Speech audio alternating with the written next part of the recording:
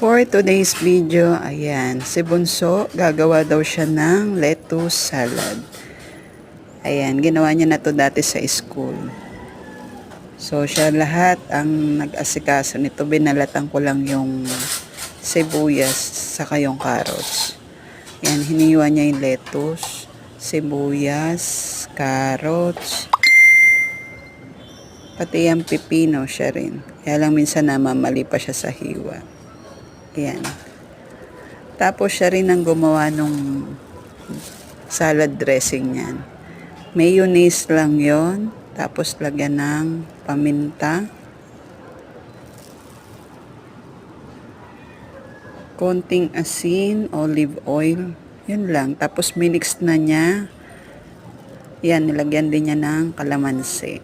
Isang kalamansi lang. Katapos nung isasama niya na yun sa ginawa niyang, sa mga hiniwa niya. Yun lang guys, pa-subscribe.